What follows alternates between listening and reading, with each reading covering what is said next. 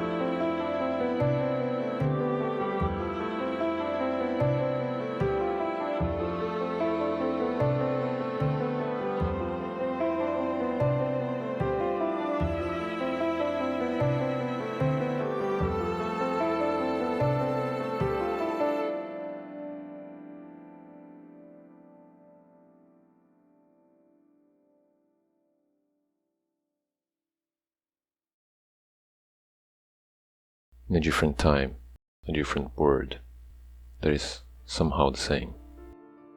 Now, the clerics of Carin denounced Lloyd, saying that his Allfather title was self-appointed, even though they didn't at first. Why would they? But the increasing number of undead among the faithful created a rift. For some reason, Lloyd abstained himself from duties of judgment, which was left to the duels for a while. At some point, he was deposed, and church leadership fell to the Archbishop, and I wonder if he was judged by his own sword. Carin in the Way of White had fallen into relative obscurity throughout the ages, but the religion managed to reassert itself into the spotlight, largely due to Lothric's prominence as a dominant power. Meanwhile, in Carin, the cleric knights were disbanded, and the Archbishop and his apostle tend to the suffering of their flock. Their saints pilgrimage to Lothric so they can be ordained as a firekeeper, which shows deference to the Lothric branch and also that they care about their undead. Their worship has shifted from Lloyd to Caitha, and, in their humble state, they seem to finally have become that which we had expected them to be. The serpent's presence is nowhere to be found, and saints who turn to dark miracles are put to rest. But the gods are all dead. Underland and Lothric have fallen prey to dark influence. The deacons in the Cathedral of the Deep have been corrupted, and Caitha isn't what she seems. How ironic that they would place great faith in the words of the blind.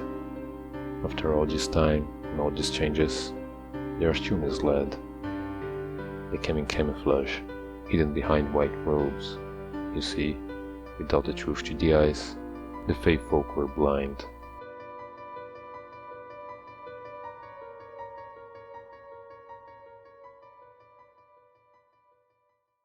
There are two other gods associated with Carin, Caitha and Fina, and they are far more important than we were led to believe.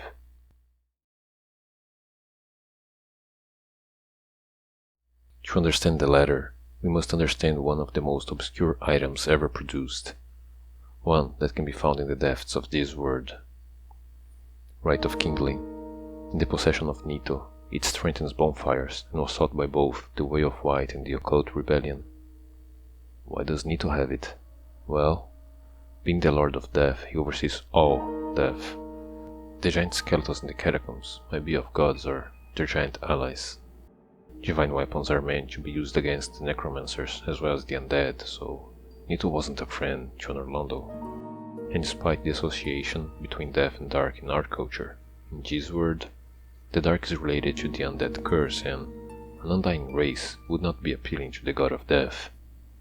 He's taking the right simply to keep it from undead hands. Let men and gods fight each other, he'll slumber, and once they are all dead, he'll rule over all.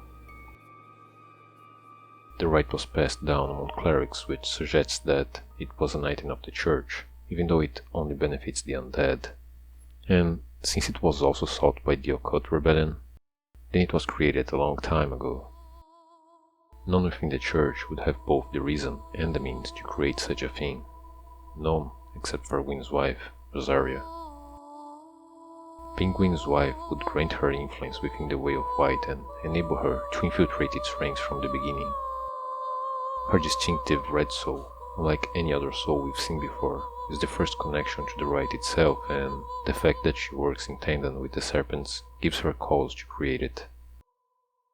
And now she goes by the name of Rosaria, but back then she was known as Fina. Sir Lothric, the Embraced, a knight of Carin, is the reason we learn about Fina in the first place, for he loved her above all else. But it's never clearly stated that she was from Carin. In fact, it is said that in his solitude, he took solace in the faith he had in the favor of his goddess, and being in Carin, his solitude can only be explained if she weren't. That's why he goes to Orlando after killing Anastasia. That's why now, the Ring of Favor can be found in the water reserve. Anastasia is the only firekeeper that can be revived by restoring her soul, just like Rosaria, Mother of Rebirth. Our firekeeper, Lothric, shows that they can absorb the soul of a past keeper, and back then, when the truth about her was revealed by the Nameless King, Fina's soul was infused into Anastasia's, who was muted out of spite and maimed so she couldn't leave. When it was time, Lothric, her faithful knight, returned from Carin to retrieve her soul and revive his mistress.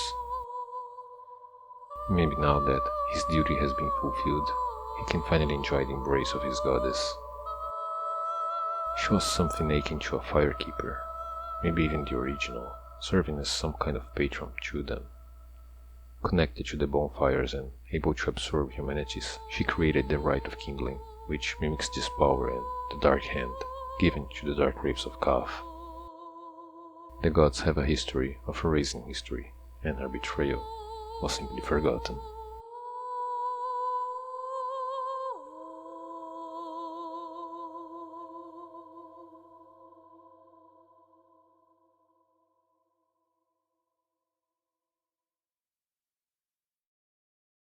Not much was known about Caitha in Dark Souls 1, besides the fact that she was the goddess of tears.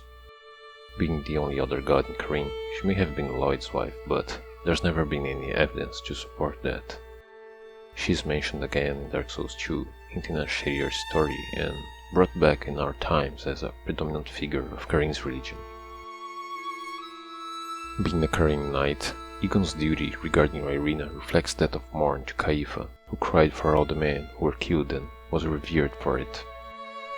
Morn would eventually stop serving her, becoming an apostle to the archbishop, but he still cared for the people and continued recounting tales of benevolence about his former mistress. I spoke once about the cleansing chapel, saying that it was devoted to Velka. Well, it's Caitha, goddess of tears, but it is also Velka, goddess of sin, for they were once the same. These statues are undoubtedly similar to the statue of Velka found underneath the undead settlement, but there are no traces of an established formal religion to Velka, and the presence of the deacons make the Cathedral of the Deep to the Way of White. So, the crying woman in the statues is more obviously a depiction of Caitha. But these aren't the only statues found within the cathedral. When put together, they tell a story to those who would visit this once sacred place. Her transformation to a deformed, bird-like creature is a warning against the dangers of the dark.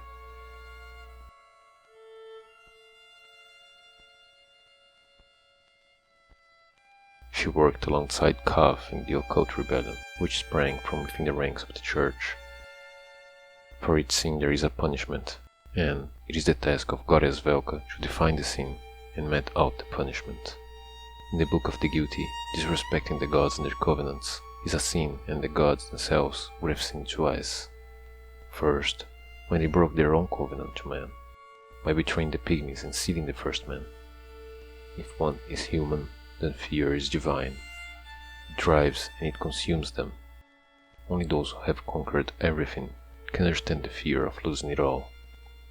It drove them to the undead hunts and to the crossbreed experiments. It drove them to sin and to sin again, when they locked away Priscilla, the Ancient, first of the crossbred, bearer of the life hunt. Every single goddess of Anor Londo would give birth to one such experiment. Yorshka, born of Filianor, hatched after her mother had plunged into a deep sleep. She was taken in by Gwyndolin, who gave her a name and taught her that she was part of the royal family. He had to keep Filianor's identity a secret, as secrets will be, and accepted her as a sister rather than a niece. Gwyndolin himself was a crossbreed born of Fina. Gwyn couldn't bring himself to exile this fragile son, but kept him hidden, out of fear from the persecution he would surely suffer. Priscilla was Guinevere's, and her daughter's imprisonment led to her departure from Anor Londo, leaving the painted world under the gentle and bountiful gaze of one of her statues. And the painter was Velka's, for whose life she would sacrifice everything. Used by the serpents, she clashed against the gods, and failed. She couldn't live to see men unshackled, she couldn't live to see her daughter. Velka lives in the memory of the tears that she shed for our people, in the memory of New Londo, the first undead city. Every step taken by every pilgrim is another step in her journey. Gods, dragons, serpents, men, we have all judged each other unworthy, but We have all failed to care about anything except for ourselves. In the end, we are all unworthy of the self-appointed mantle of rule. All, except maybe for her. There is no light without dark, no grace without sin, and sin was her domain. At the end of times, when Londor and Unorlando sit side by side to watch as men judge their own fates, they will remember her, and they will talk of the betrayal, and the fighting, and the sin. But somewhere, outside this realm of strife and schemes, someone will think of her as the mother, the wife, and she will live on.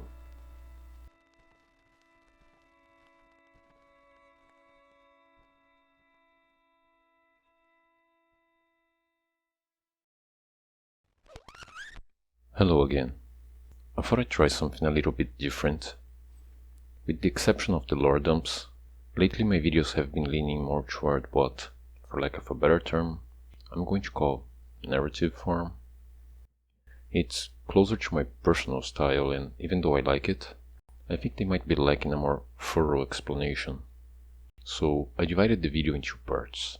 The first one that you have just seen is the aforementioned narrative form, and now I get to talk things over, hopefully making it easier for everyone to understand where I'm coming from. Before I get into it though, I'd like to mention something. Recently, someone asked me, "Hey, how can I throw a couple of bucks your way?" That was a surprise. I mean, I do this because I love video games, this game in particular, and I want to share my experience with as many people as possible, but like I told him, it sure feels nice to know that people appreciate what I'm doing. The whole process back then was convoluted, so, long story short, I have just created a Patreon. Of course it's definitely not required. I'll just keep doing what I've been doing, but who knows. If anybody's kind enough to tip in, maybe I can finally buy a real microphone, or expand the channel to cover other games. Well, without further ado, the first topic we've covered was the Way of White itself. It probably comes as no surprise to many of you that they most likely didn't worship Gwyn at all, but for those of you who aren't familiar with this theory, no follower of their religion ever pronounces their worship to Gwyn, and there are no item descriptions that would showcase that either. To my recollection, the only characters that aren't gods themselves to say anything along those lines would be Sigmire and Solaire, both of which don't follow the preachings of the Way of White. Sigmire's Emit Force miracle is described as foreign to the Way of White, and Solaire is, well, Solaire. Then there's the Welsh connection that is also very well known. Gwyn, like I said in the video, means white in Welsh, so many people, myself included, had drawn the conclusion that they originally worshipped Gwyn and that their worship has shifted from Gwyn to Lloyd. But there's no in-game indication of that either, and it is completely feasible, but I think that the white flame inside the Divine Amber is a much closer connection that we have all been ignoring. Blessed weapons are particular to the Way of White, and one could argue that it was given by Gwyn, but Andra can make use of the Divine Amber while the giant blacksmith cannot. If it had come from Gwyn, it would probably have been lightning. I think it's more likely that, at its inception, the Way of White wasn't even considered a religion. The gods themselves never show any concern about the worship of man, and Unorlando keeps itself pretty removed from the rest of the world. The institution wasn't created as an effort to convert men, it was created as a solution to a problem. I think it's much more likely that men turned it into a religion, which isn't really that far-fetched, considering that the people heading this institution were actual gods. Now, Lloyd seems to be the one who was directly responsible for overseeing this institution in the world of men. I think that's universally accepted and we won't have a problem there, but there are a few important distinctions that must be made. Regarding his All-Father title, they don't use that term in Japanese, it's more like Chief God, but either way, that doesn't mean he's completely separated from the other gods. They are all still part of the same pantheon, and he's just seen as more important. Also, the descriptions for Lloyd's sword and shield ring say that the clerics of Carin have always denounced him when, in fact, it should say that now they denounce him. The difference is subtle, but it's important. It really wouldn't make sense, even that we've seen how much faith some of the followers had, how much fervor they had in their convictions. I don't know whether he was actively trying to overshadow Gwyn or if the title was given to him by his followers. I honestly think it could go both ways. Make up your own mind about it and let me know if you have any ideas. And still talking about Lloyd and Japanese descriptions, the dual charm is more like Lloyd was the bearer of the Sword of Judgment, which I think may have been a literal sword that served as a symbol of his power, and that he left his duties to the duels for a short time, of which his knights proclaimed to be terribly afraid of. I think this translation makes a lot more sense when you think about it, and it represents the fracturing of their religion. Lloyd is heavily associated with the undead hunts, but they were turning undead as well. Dark Souls 3 is packed with undead priests and clerics. They were headed for a crash, it was just a matter of time. The reason for Lloyd's absence from his duties isn't specified, and I think that's where Caitha comes in, but I'll get back to that further along the video. For now, it's more important to acknowledge that the rift happened. The followers who stuck with their religion would eventually reform it, as seen in dual charm and the religion's current state, and the more radical undead dissidents would follow a darker path. Petrus's connection to the serpents, inferred by the cracked red-eye orbs and cleric items hidden in Firelink Shrine, is well known and widely speculated over, and the scenario explains that connection. In the video, I used two phrases when talking about this: men of little faith and the faithful are corralled. The former derives from Petrus's talisman, which was granted to high-ranking clerics and required little faith, while the latter comes from Nico's halberd, which, in turn, was given to those who displayed unfaltering faith. These radicals flocked to Velka and her teachings, eventually found in Londor. Another aspect explained by the scenario that I have proposed is the presence in the relationship between Petrus, Lothric and Oswald, all from Carin, all at arm's reach. Oswald talks about Petrus, who talks about Sir Lothric, who talks about Petrus. And you get the idea. Well, Petrus and Lothric each have their own missions, but from my point of view, both are linked to the serpents.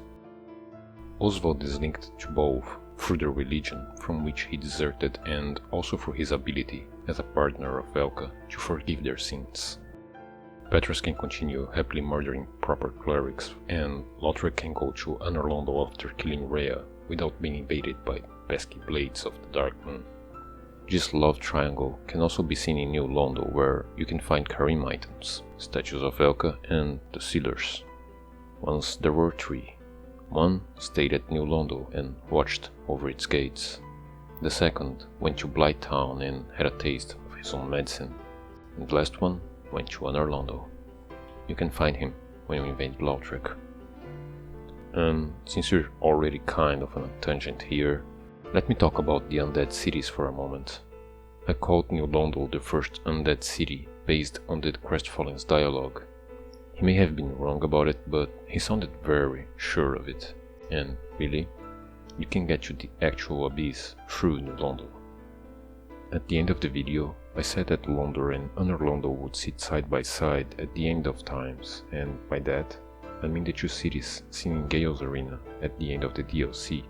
Everyone assumes they are Anor Londo and Lothric, but Lothric is in ruins, so that can't be it.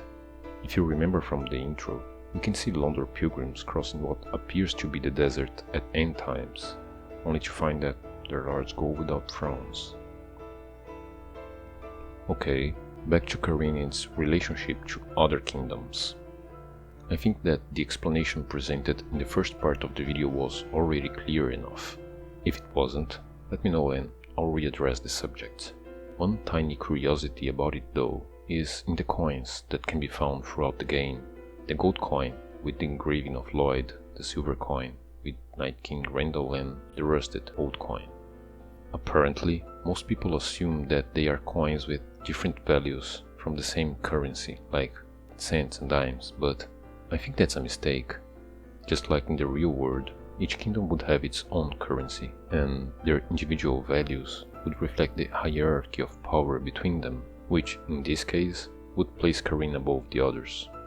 The rusted coin, by the way, I think is from Caitha, since the description of the god portrayed in its face fits the Onion Knight's carefree attitude and disposition toward drinking. I guess that's it for Carin. One final note about the Way of White.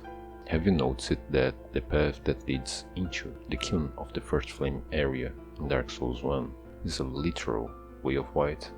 It's not a theory or anything, it's just And a quick hit about Nito. He was locked away by Gwyn, just like crazed Sith and the malformed demons, so yeah, not exactly in good terms it would seem. Alright, let's talk about Fina. This explanation assumes that you have seen the Primordial Flame video and understands my theories about Rosaria. Watch that video if you can, but if you can't, Rosaria is the Queen of Lothric and Gwyn's ex-wife. Now, the god Fina by herself would be very difficult to explore. There's close to nothing about her in-game. There are the statues that have always been assumed to be of Gwyn's wife, and from which I got the patron to the Firekeeper's connection, seeing how the Firekeeper's body was placed at her altar in the Undead Burg. Not much go on and not Fina related right off the bat, but nonetheless, through Lothric we get all the right questions that must be answered. Why does he go to Anorlondo, and why does he kill Anastasia? Both of which have been answered in the first part of the video. But let's make a few extra notes to help consolidate my point. First off, have you noticed that the placement for the Rings of Favor across the NGs traces Lothric's path alongside Rosaria from Anorlondo to the Cathedral of the Deep? Also, this simple theory seems to explain everything surrounding Anastasia. Why is she killed? How is she revived? Why was she trapped, muted, and maimed? Most people would point to the Crestfallen's dialogue, but unlike the line I mentioned earlier, this one isn't presented as a fact, it's presented as his best guess about her situation. The difference is in both the tone of his voice and his choice of words. The theory explains the fuck is a black eye orb as well. That item and the Rite of Kindling both have always bugged me. They have always felt like shoehorned MacGuffins without rhyme or purpose, but now we have an explanation for both that fits the rest of the lore. The rite has been explained during the narrative form, and the Black Eye Orb, if I'm correct about all of this, doesn't point to the Firekeeper, which really wouldn't make any sense. Why would only that one particular Firekeeper get an orb? What's special about her, and why would we get one from Rosaria as well? It's because in both occasions the orb was pointing to Fina's soul. It was probably used by Lothric in Dark Souls 1 to find the host of the soul and left in Rosaria's dead body, either dropped by herself or the main grub nesting in her bosom. And I've heard a lot about Lothric being a murderous asshole and that's why he killed Anastasia, but he doesn't exactly leave a trail of dead bodies in his wake, does he? She's his only victim, and who are we to judge him? We killed a lot of things during our playthroughs, including Lothric himself. All he did to us was to give tips and help with a couple of bosses. I not only think my explanation is a better fit for his profile, I also think that having an actual reason, other than a cartoonish desire to kill everything that moves, has a more Dark Souls feeling to it. And honestly, what's more like Dark Souls than a misunderstood character with a tragic story willing to go to any lengths to complete his journey? Damn, I know I may be wrong, but I really want that main grub to be Lothric now. And finally, let's talk about Velka. I was quite hesitant to talk about her, because of all the controversy that's been generated around her on the internet, but we're here to talk about lore and I can't quite ignore her either, right? The first time I've spoken about her was on the Fire for Ariandel video and I tried to keep it contained to the painted world. Now, we have to explore her lore outside of that world and everything boils down to that one single fact. Velka and Caitha were the same. I think that the best place to start is with the statues at the Cathedral of the Deep. Like I said before, they are clearly a depiction of Caitha, being of a crying woman in a cathedral linked to the Way of White, but are eerily similar to Velka's statue. They seem to be wearing the exact same clothes, and if you believe that Velka was responsible for, or at least involved with, the painted world, then there's the ordained set. The Japanese description uses the verb mato, which is the equivalent of to wear, so Alfreda wore the set to assume the form that the inhabitants of the painting longed for, Velka. The set is even named Nun-set, which ties in pretty neatly to the Way of White. Another piece of the story told by the transformation depicted in these statues is the placement of their humped version right before the curse rotted greatwood, indicated that the side effects of the exposition to the abyss were considered a curse. We know that Caitha cried for the undeserving dead, and since Cairn was known at the time for its undead hunts, then it's reasonable to assume that she was crying for the victims of these hunts. Especially since now that the gods are dead and gone, she has become such an integral part of the Way of White's beliefs. This connection between Caitha and the humans can also be seen in Velka, since she seems to have been deeply involved with the Occult rebellion, given the presence of the Occult amber within the painted world, the Occult property of Velka's rapier, and the Velka statues at the entrance to the abyss in London. This involvement and subsequent exposition to the dark would have triggered her transformation, which could be symbolic, but considering the effects that the abyss had on the people of Ulasil and the Four Kings, plus the transformation that the Crow people went through, is more likely literal. The last connection comes from their catalysts, Caitha's chime and Velka's talisman, both of which are forecasting miracles but scale with intelligence. This explains why now, using intelligence forecasting miracles is considered a sin. Intelligence scaling also explains Vow of Silence's description, since arts both old and new would refer to miracles and sorceries respectively. And interestingly enough, both dark sorceries and miracles have a distinctive purple hue. These connections help explain why Caitha was hardly mentioned in Dark Souls 1, because she was anathema. They explain what happened to her and they paint a clearer picture of Velka. She is no longer a cardboard character serving as god of placeholder for abstract concepts. She had her own reasons and goals, her own story. And remember how I was talking about Lloyd's absence from his duties?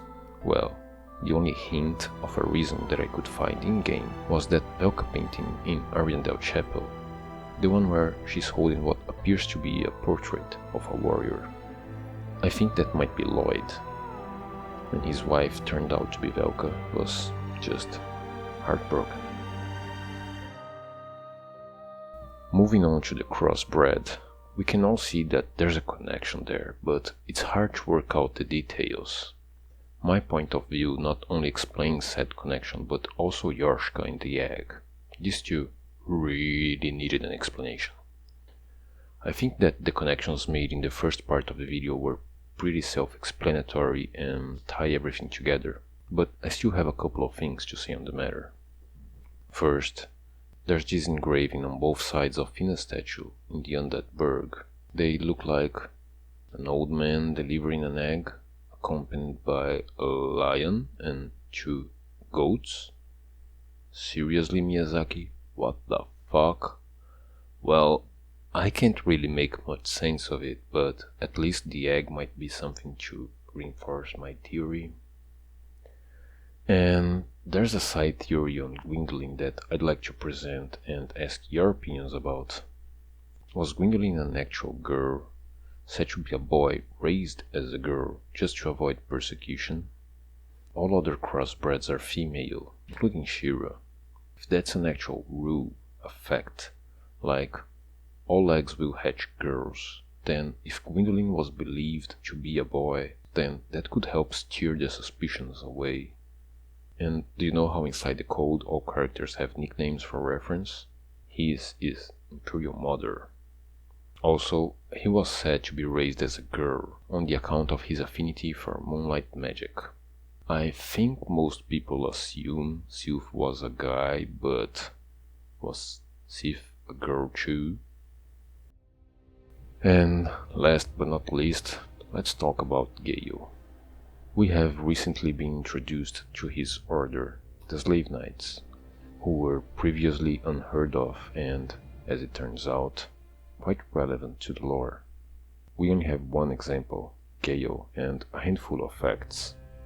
We know that they were used as fodder in battle, that the red hood symbolizes prestige, that Gael himself is privy to the miracle whale of White Corona, that for some reason he ended up serving, caring for the painter, and finally, that the whole order has been forgotten. It's just a few facts, but they're very coherent. Way of White Corona places them in a timeline, predating Dark Souls 1, and infers their involvement with the Church. The Church conducted undead hunts, and considering the undead's resilience to, well, being dead, then many, if not most, would have to be either imprisoned a la undead asylum or put to good use. And what better use to an undying slave than as cannon fodder on the battlefield? And I think most people assume that the red hood was worn by all slave knights, but the game never says that. Given the expendable nature of their ranks, I would assume that Gael was granted this privilege despite his position, not because of it. His dedication towards the painter is a mirror of Morn's. If Velka and Caitha were indeed the same, he would have been Morn's counterpart. She would have kept Morn at her side while wearing her public face and Gael while acting in the shadows. This explains why he came to look after the painter in the first place. Even after Velka was gone, he never relieved himself from his duty. She passed her egg on to him and a message to her unborn daughter. He saw it hatch and cared for the offspring. This is why the painter has such ragged clothing, in contrast to Priscilla's, and this is why she was never named. Uncle Gael is the only family she has ever known. Well, that's it for this video, I guess. If you've made it this far, then leave a comment if you'd like. You can just say hi or we can talk Dark Souls. I try to answer all the comments, and I think the next video will showcase some of them, so if you have any questions about my theories, now's the time to ask them. Well, see you around.